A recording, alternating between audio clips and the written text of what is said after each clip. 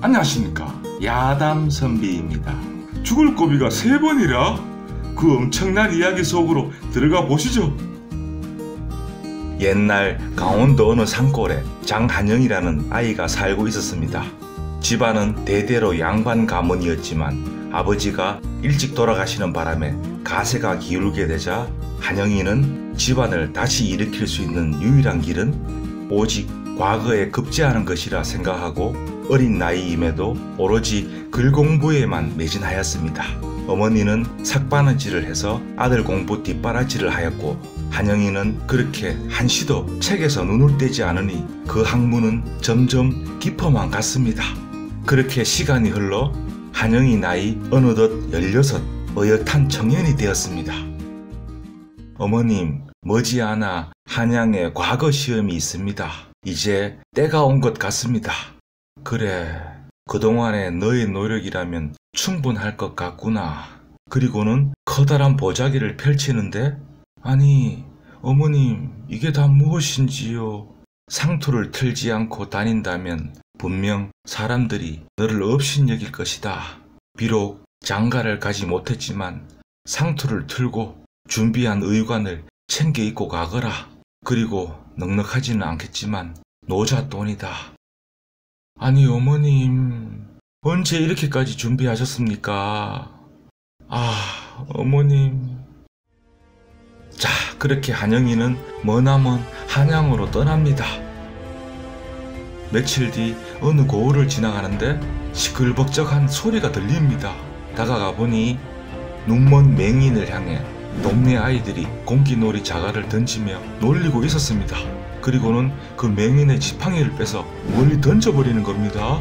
한영이가 소리치며 달려가서는 아이들을 쫓아버리고 그 지팡이를 찾아서는 맹인에게 돌려줍니다.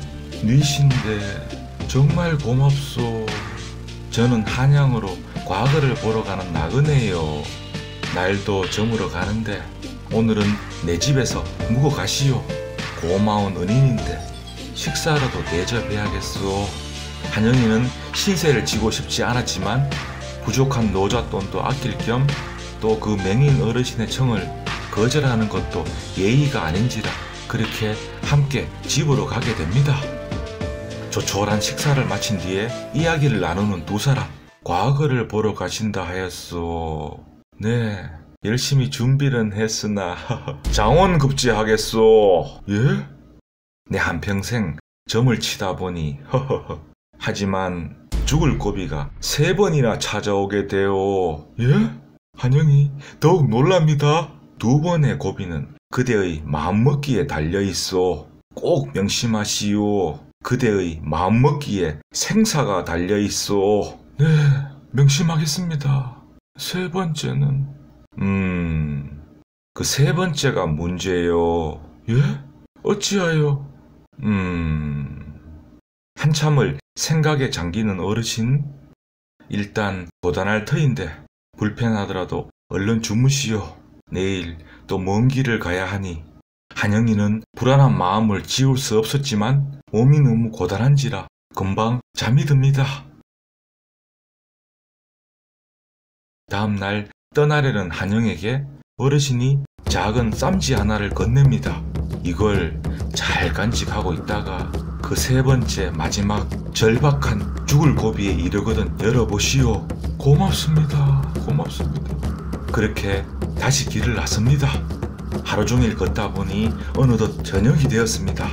어느 주막에 방을 잡고는 밤늦게까지 글을 읽고 있었습니다.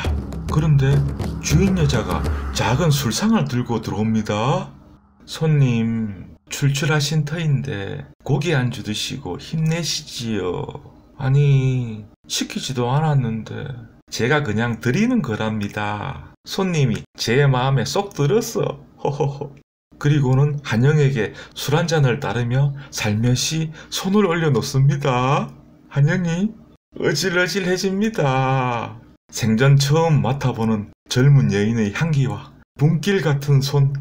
스르르 그 여인의 품에 안기려는 순간 그 맹인 어르신의 말이 스쳐갑니다. 그대의 마음먹기에 생사가 달려있소. 정신이 번쩍 드는 한영이 그 여인의 손을 뿌리치며 이러지 마시오. 보아하니 혼인을 하신 분 같은데 남편이 알면 어찌하려 이러시오. 걱정하지 마시오. 남편은 오늘 밤에 들어오지 않는다오. 그래도 내가 실소이다. 마저 글을 읽어야 하니 당장 술상을 가지고 나가시오. 한영이 그렇게 정색을 하며 차갑게 말하자 무안해진 주인 여자. 근데 그 순간 갑자기 한 남자가 낫을 들고는 방으로 달려 들어옵니다.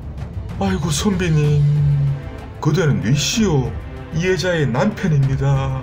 요즘 고을에 마누라가 당하다는 소문이 파다하여 울분을 참지 못하고 있던 차에 마침 잘생긴 선비님이 하룻밤을 묵고 가기에 이 여자의 행실을 살피려 일부러 멀리 길을 떠나는 척하고는 몰래 지켜보고 있었습니다. 여차하면 둘 다 죽이려 했는데 한영이 식은땀이 주르르 흐릅니다. 하마터면 과거 시험도 보기 전에 죽을 뻔했으니 송구하옵니다. 편히 주무십시오. 당신은 오늘 죽었어. 잘못했어요. 잘못했어요 여보. 이번이 처음이라오. 여보.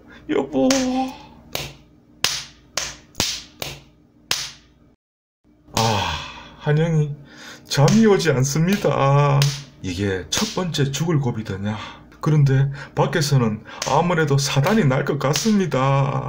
착한 한영이 부랴부랴 달려나가서는 또 남자를 말립니다. 나를 보고서라도 참으시오. 선비님은 어서 들어가시지요. 이런. 다음날 떠나려는 한영이 평생 선비님을 기억하며 살겠습니다. 빨리 인사 올리지 않고 뭐하셔. 잘 가시오. 선비님 아니었으면 당신 죽었어.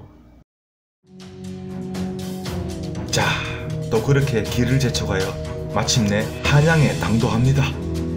숙소를 정해놓고는 구경차 주변을 둘러봅니다.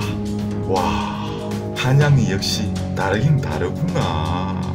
시간 가는 줄 모르고 이리저리 둘러보는데 날이 완전히 저물어 버립니다.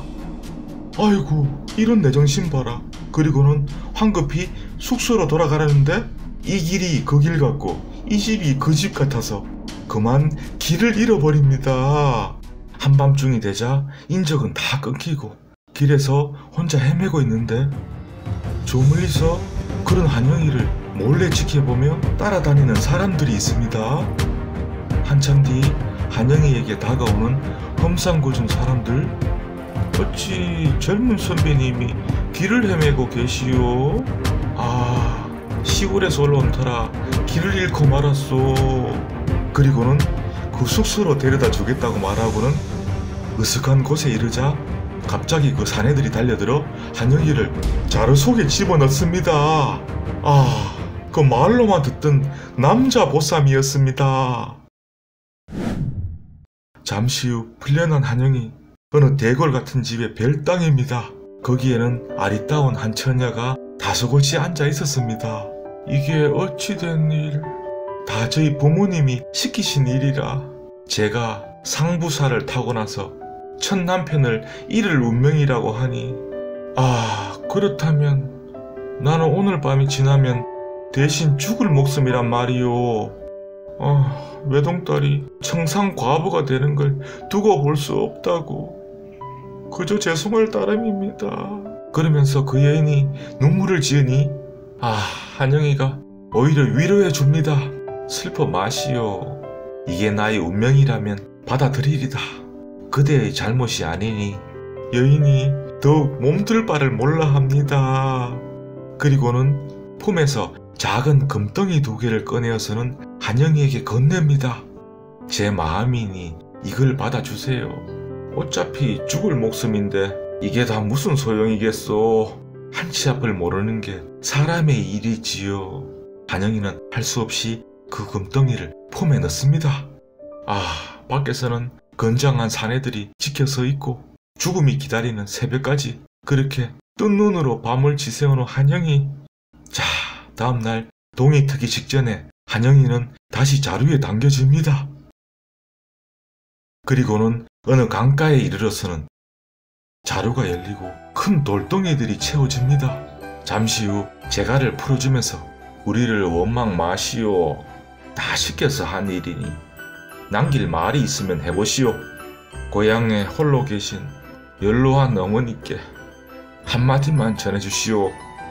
장한 아들이 과거에 급제하고 높은 벼슬길에도 올랐다고.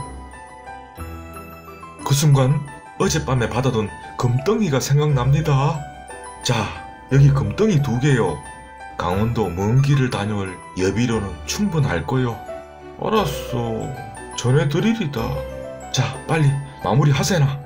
잠깐, 죽여달라고 부탁한 나리보다도 더 큰 금덩이를 받았는데 우리만 눈 감으면 되지 않겠나. 하기야, 그건 그렇지. 그리고는 돌이 담긴 자루를 강에 던지고는 이 일이 발설되면 우리 모두 죽는 거요. 명심하시고 빨리 떠나시오.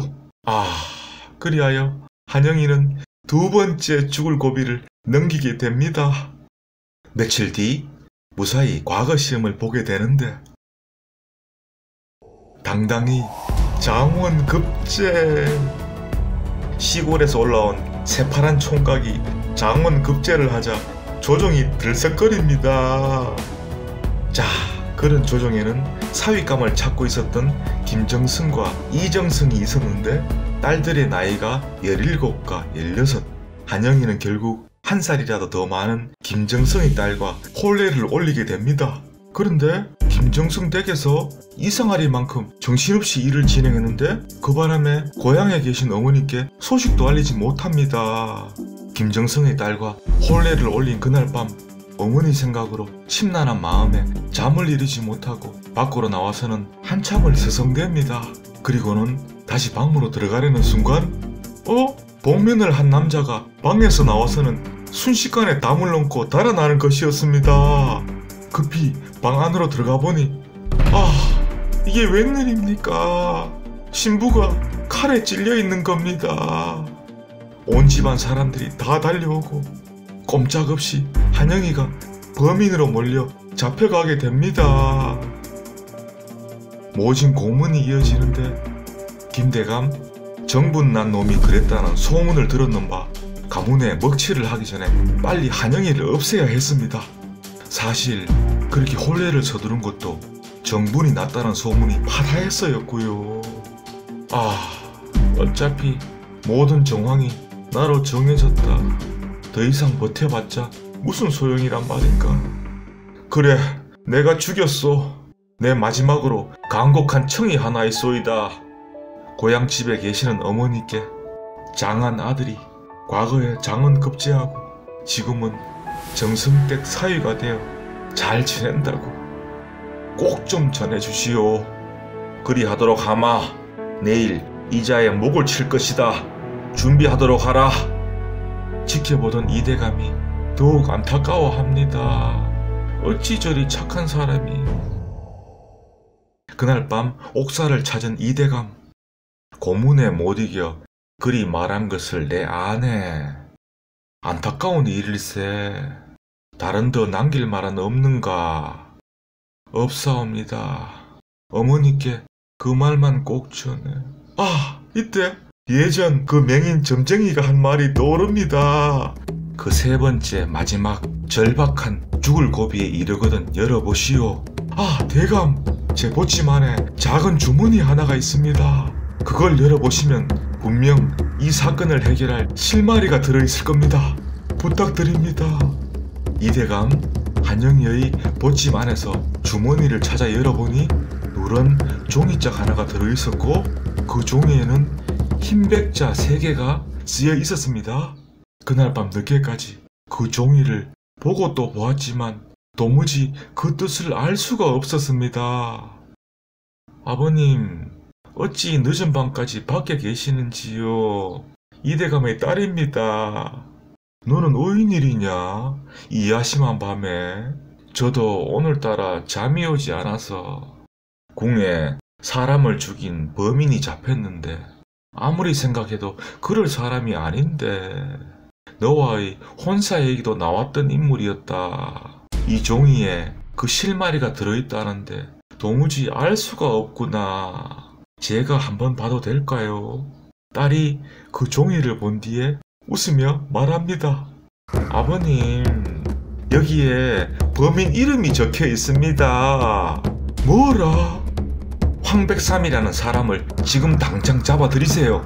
노란 종이에 흰 백자가 3개, 황백삼이라는 자가 분명 그 사건의 범인입니다. 이대감은 그 즉시 포도대장을 불러들여 황백삼이란 놈을 잡아오게 하는데, 잡고 보니 그 김정승 댁의 젊은 하인이었습니다. 네, 자주 만나는 걸 봤어요. 이미 소문이 바다했습니다요. 잡혀온 황백삼은 벌벌 떨면서 제발 목숨만은 살려주십시오. 저와 함께 살기로 약속해 놓고서는 그날 밤에 함께 도망가자고 설득했지만 듣지 않았어 그만. 자, 그리하여 한영이는 억울한 죽음을 면하게 됩니다. 그리고 그 사건을 해결해준 이대감. 사실 처음부터 이대감이 한영이를 더 사이 삼고 싶었는데 마침내 자기 딸과 혼인시킵니다. 이번에는 시골집에 계시는 한영이의 홀어머니도 다 모셔오고 어머님. 자, 그 첫날 밤 마주 앉은 한영과 그 딸, 이번 사건을 해결해준 1등 공신이라 얘기 들었어. 그러자 그 딸이 고개를 들은데, 예전 한영이가 보쌈 당해왔을 때의 그 여인이었습니다. 무슨 이런 기막힌 인연이 다 있습니까? 자, 그리하여 그날부터 행복이 터져나갈 정도로 잘 살았다 합니다. 아니, 행복이 안 터질 수 있겠습니까?